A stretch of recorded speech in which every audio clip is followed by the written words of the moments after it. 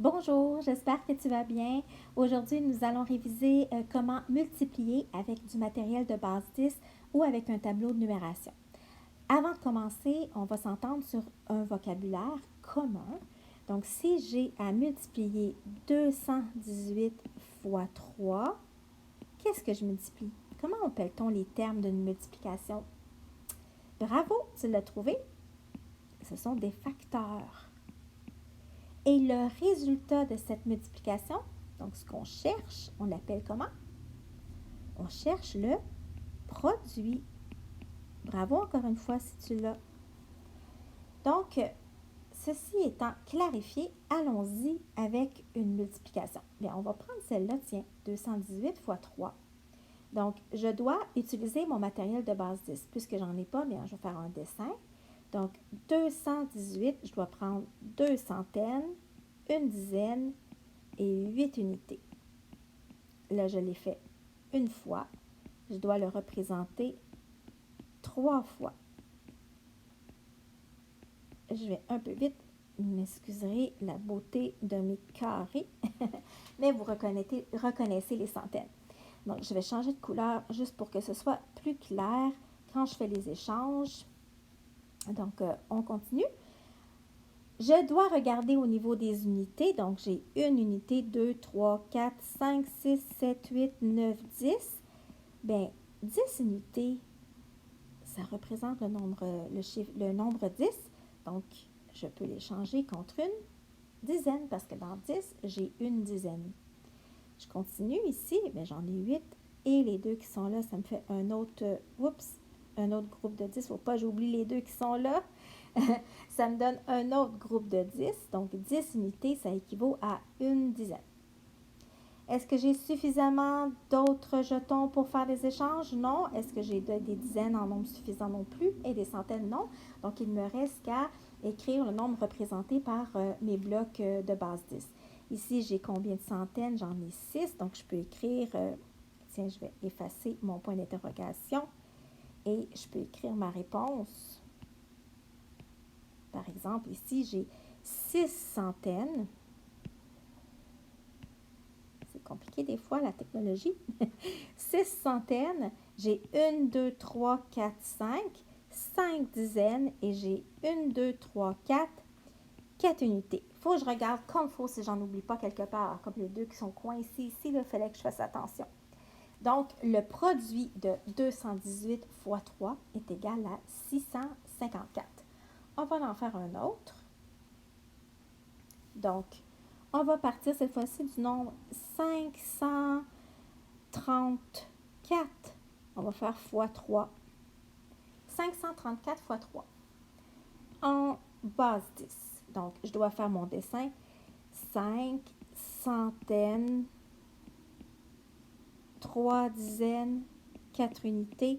Et je dois reproduire le nombre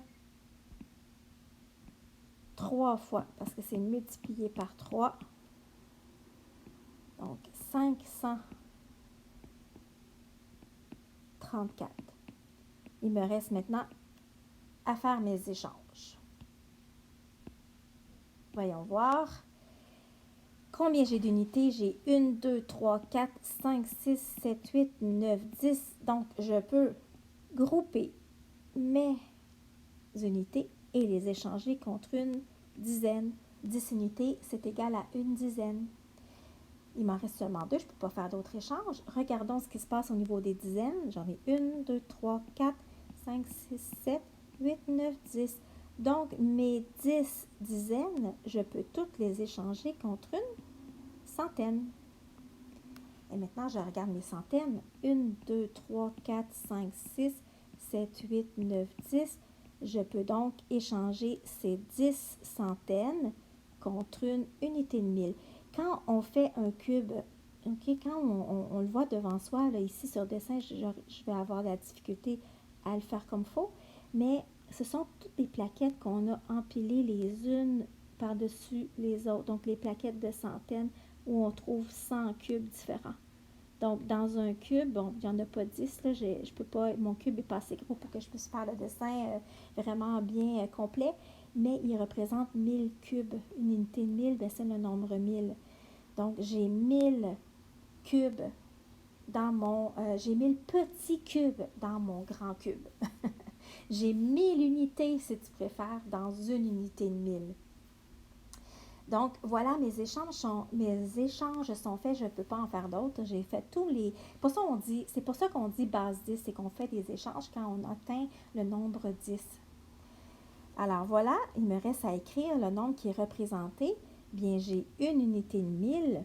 J'ai 1, 2, 3, 4, 5, 6 centaines. Il me reste aucune dizaine, mais je dois l'écrire qu'il m'en reste aucune. Et il me reste 2 unités de 1000. Donc, la réponse est 1602. Quand on utilise un tableau de numération, je vous dis, c'est très semblable à ce qu'on vient de faire.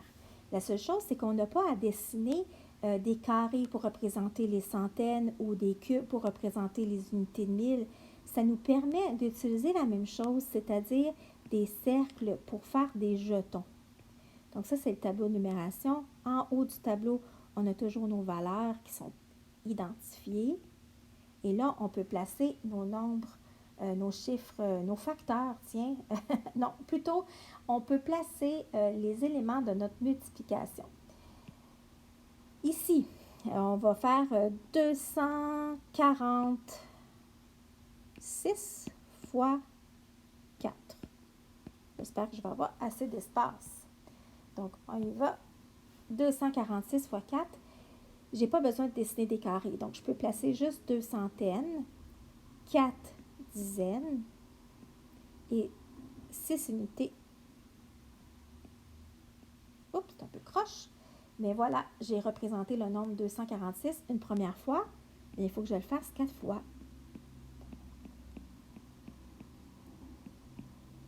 2, 3, 4. 1, 2, 3, 4, 5, 6. Il me en reste une dernière fois. 2, 3, 4, 5, 6.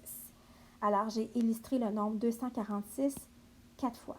Donc, 246 est le facteur que je multiplie par le facteur, un autre facteur qui est le facteur 4. Et maintenant, je peux faire mes échanges. Alors, je commence. 1, 2, 3, 4, 5, 6, 7, 8, 9, 10. Je prends mes unités et je les échange contre une dizaine. Alors, je peux faire un jeton au lieu de faire une petite barre pour représenter la languette de 10. Le bâtonnet de 10. Ici, 1, 2, 3, 4, 5, 6, 7, 8, 9, 10. Je peux faire un autre échange. Et voilà, je mets un jeton vis-à-vis les dizaines parce que 10 unités est égal à une dizaine. Donc, je ne peux plus, il m'en reste seulement 4. Donc, je vais y aller avec les dizaines. 1, 2, 3, 4, 5, 6, 7, 8, 9, 10. Je vais les échanger contre 10 dizaines, ça équivaut à une centaine. Est-ce que j'en ai assez? 1, 2, 3, 4, 5, 6, 7, 8. Non, je ne peux pas. Et ici, 1, 2, 3, 4, 5, 6, 7, 8, 9. Non. Donc, j'ai terminé mes échanges. Il me reste à écrire le nombre qui est représenté par mon matériel de base 10. Donc, mes centaines, j'en ai 1, 2, 3, 4, 5, 6, 7, 8, 9. J'ai 1, 2, 3, 4, 5, 6, 7, 8 jetons dans ma colonne des dizaines. Et j'ai 1, 2, 3, 4 jetons dans ma colonne des unités. Donc, le produit de 246 fois 4 est égal à 984. Je vais juste te faire une parenthèse concernant la technique de tes parents. Alors, comme tu peux voir ici, bien, il y a beaucoup de dessins et plusieurs d'entre vous, vous vous dites, ben moi, je sais comment faire, je peux faire la technique de mes parents. C'est vrai que tu peux faire la technique de tes parents. Puis, si on regarde ici le tableau de numération, tu vas bien comprendre qu'est-ce qui se passe quand tu fais la technique de tes parents. Mais il faut que tu sois capable de l'expliquer. Donc, tes parents, eux, ce qu'ils font, c'est 4 fois 6, ça donne 24. Donc, ils écrivent 4 ici et la dizaine vis-à-vis les dizaines. En fait, compte, si tu regardes ici, bien, le 4, c'est les jetons qui restent. Et le 2, bien, il a été mis, il a été échangé, il a été placé dans la colonne des dizaines. Donc, c'est pour ça qu'on les met ici en haut des dizaines. Mais quand on fait la multiplication de 4 fois 4, c'est le résultat de cette multiplication-là donne 16. Et après ça, on ajoute qu'on a ajouté nos 2 dizaines. Donc, 4 fois 4, ça fait 16. On ajoute les 2, ça fait 18. Et là, bien, le 1 que je viens de placer, bien, c'est le 1 de l'échange de mes 10 dizaines ici contre 1. Donc, 4 fois 2, 4 fois 2, 8, plus ma retenue, ça fait 9. Donc, 984. Donc, tu comprends que le 2 qui est ici vis-à-vis les dizaines, bien, c'est l'échange ici des jetons. Et le 1 qui est ici, bien, c'est l'échange encore une fois. Et le chiffre qu'on a placé en bas, bien, c'est le reste. C'est les unités qui restent vis-à-vis la position des unités et des dizaines et des centaines aussi. Même si on n'a pas fait d'échange ici, il reste bel et bien 9. Donc, c'est pour ça que tu peux faire la méthode des parents si tu la comprends bien. Mais il faut que tu sois capable en 5e année d'expliquer ce que tu fais, les étapes. Qu'est-ce que ça vaut le 2? Pourquoi est-ce qu'il faut que tu le multiplies le 2? Est-ce qu'il faut plutôt que tu le calcules après avoir fait 4 fois 4, 16, plus les 2 que tu as ajoutés? Parce qu'au départ, c'est la dizaine, c'est 4 qu'il faut multiplier. C'est pas 6. On ne peut pas dire 4 plus les 2, ça fait 6. Non. Les 2, c'est ce qu'on a ajouté par rapport à nos unités. Donc, on les met dans les dizaines, mais on les ajoute. On ne les remultiplie pas. Donc, je ne veux pas trop insister là-dessus, mais je veux juste te faire comprendre que c'est du pareil au même. Ces techniques-là, on arrive au même résultat. C'est juste qu'il faut arriver à comprendre ce qu'on fait. Donc, voilà, j'espère que c'est un bon résumé de la manière de multiplier, excusez-moi, je déparle. J'espère que tu as appris les nuances entre la technique des parents et celle que tu utilises à l'école. Sache que tu arrives au même résultat, c'est juste une façon plus rapide. Mais je t'encourage fortement à utiliser ton matériel de base 10 jusqu'à temps que tu possèdes, que tu comprennes exactement ce que tu fais avec la multiplication de tes parents. Donc, voilà, on se revoit pour une autre vidéo, cette fois-ci sur les